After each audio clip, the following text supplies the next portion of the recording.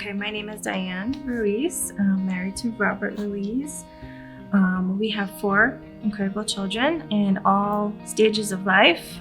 Rachel is 30 and she has her first baby. Caitlin is 22, Haley is 20, and our youngest Logan is 8. I'm the lead administrative assistant in the Skyline Church office, and I'm also a part of the concierge team. My name is Robert. I'm married to this beautiful lady, Diane Ruiz. We've been married since 2009. We met around 2003. I'm part of the elders team at Skyline. I'm also a small group leader. I knew Jesus. I grew up talking about him, but I didn't know him until my mid-20s. It was a bad time in my life, and I just surrendered to God because he's the only one person that I knew that could save me. Like a year later, I met Diane, which was pretty awesome. And then I stopped, following God for whatever reason. And then I recommitted to God 2 years maybe before 2009. And that was on a day where I was going up the stairs and I saw that girls' faces, all different ages. They were between 2 and 3. I couldn't promise them smiles on their faces forever. So the question was, how am I gonna do this? So in the shower, I said, God, I cannot do this by myself. I'm gonna follow you again, and this time I'm not turning back. The way I viewed my parenting back then is really different from now. Back then it was more of a hardship. This is not working, why even bother? I wanna just give up. There was a lot of comparison, a lot of expectation, but we realized that we wasn't loving like God. Trying to raise our kids, I think we were parenting from a place of protect, avoid, don't let them experience pain, and just everything that we saw from our parents growing up. And that was kind of causing some conflict between us and them, and between me and Robert in our relationship. We kind of got to a place where we were like, we think we need God. We need to go to church. We need to find out what God says about parenting.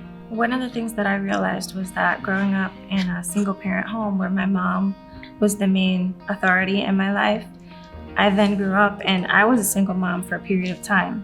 So after coming together with Robert and getting married, I had to accept my role as being mom and wife, and then also let him step into the role of being dad.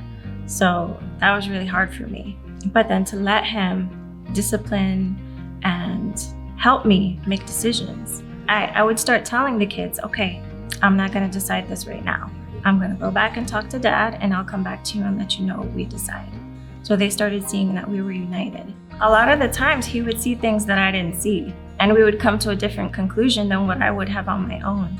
And vice versa, when he came to me, we were able to work things out that way. And our kids, the way that they interacted with us changed.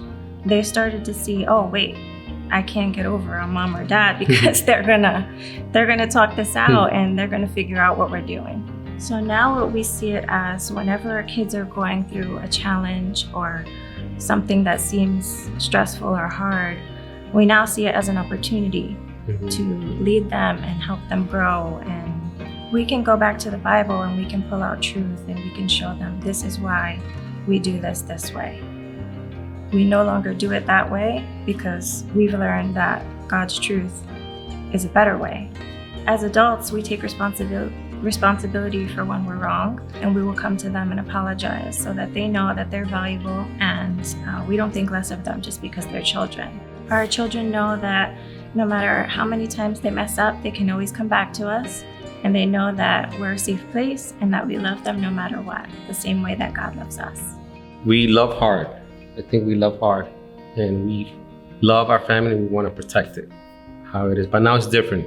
We don't protect to hurt them. We protect to help them blossom. I lead in our household. I lead at work, all my ministries, and we also lead as a team. One of the questions we were asking ourselves, how are we going to do this? We heard the sermon, we heard this, we read this, we talked to God about how God we're going to do this. So the way I could just put it simplest way is this. You could be trying to meet God today or investigate who is this Jesus guy. You could be following God for 20, 50 years, or you just met him today. You always investigate God. Once you investigate God, that will be the first step. The second step is you ask people, hey, how do you do this? How do you do it in your life? where is this in the Bible? Then you practice it, and then you ask people to hold you accountable. And not a lot of people, just one or two that really love you and hold you accountable. Then after that, you feed yourself. Okay, I'm gonna go and have devotional time at this time, and I'm gonna do this. No, I'm not going out. I have to do this. After that, you accept your role, either a husband, a wife, even ministry. Go for that leadership. I was scared of those leadership roles, but we're here because of that. Once you accept those leadership roles, your life changed because now you're responsible for a role, and that would take your personal life to another level.